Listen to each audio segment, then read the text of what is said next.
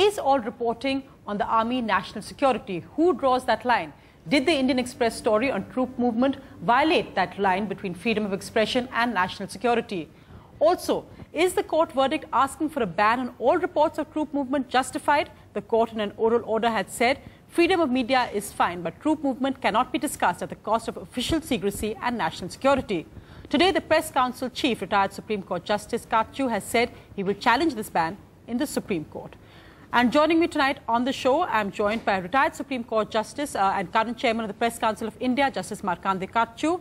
I'm also joined by General V.P. Malik, former Army Chief. I'm joined by Vandita Mishra, Opinions Editor of the Indian Express, and Swapan Das Gupta, Senior Columnist. Thank you all very much for joining me tonight. Justice Katchu, you have said that the Press Council will challenge this order in the Supreme Court. Why do you disagree with the court verdict?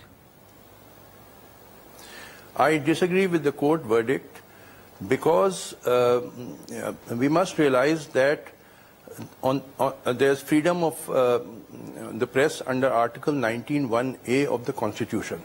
Of course, no freedom can be absolute. Every freedom is subject to reasonable restrictions in the public interest, and therefore a balance has to be struck. Now, my own opinion is that, you see, this is not a colonial army. This is not a British army. It is the army of the Indian people. And therefore, in a democracy, the people are supreme. They have a right to know about the armed forces, affairs relating to armed forces, except where that may jeopardize national security. Now, therefore, the balance, in my opinion, would be that if troop movements are in the wartime, or troop movements even in peacetime are near the Indian border of Pakistan or China, then reporting of those troop movements could be validly prohibited. Right. But there cannot be a general order prohibiting reporting of all kinds of troop movements. People have a right to know about army. For example, the media did an excellent job in exposing the Sukhna scam, the other scam. Can the army say that we have a right to do corruption and Indian people should not challenge it? Yes. No. Everybody is subordinate to the people in a democracy, legislature, executive, judiciary, and so is the army. So the people have a right to know about troop movements, except where it may compromise national security. As I said, that could be in a case where movements are taking place on the border of India or during wartime or something like that. Now, this was a movement reported to be from Agra to Delhi or Haryana to Delhi, not on the border or during wartime. So I don't think this reporting of this movement could be validly prohibited. Of course, and as I said, as you said, the Press Council will challenge this in the Supreme Court. General V.P. Malik, if you can come in here, because I think in one sense the impact of this story, perhaps we've seen this across that last week when the story broke, and many people had criticized it. You've seen other senior journalists making the point that the newspaper should have been hauled up, and this did demoralize. It was actually an issue of national security, and the paper crossed a line. Do you agree with Justice Katchu that there cannot be a blanket ban like this, that of course the issues of national security are key and must be reported carefully, but this doesn't fall into that category? Sonia, with all respect to Justice Katchu, one thing I would like to say is that this discussion is about the movement of troops. So let's not bring in Sukhna scam or other scams. I think let's not mix these two issues. The issue is movement of troops. Should it be reported? How should it be reported? First, I'll take the wartime or a war-like situation. I personally feel that that should not be reported. Why? Because it may compromise our operational plan. It may also cause casualties later on. And in any case, the enemy gets an advantage,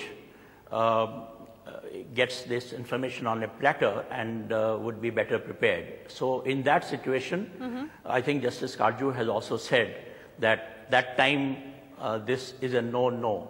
Yes. I'll also give example of Kargil war, which I went through myself, and 26/11.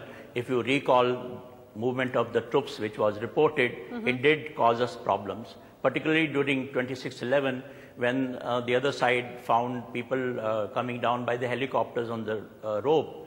And this information was passed on straight away to the terrorists inside the hotels, in both the hotels. That is one aspect. The other aspect is as far as peacetime is concerned. Now, there also we have to be careful, because it's not the facts, probably they may not do any harm, but the conjecturing that goes on, the insinuation that goes on, the spin that is given, and that's what has happened to Indian Express report. I don't think there is anything wrong as far as reporting the movement of the troops is concerned from place A to place B.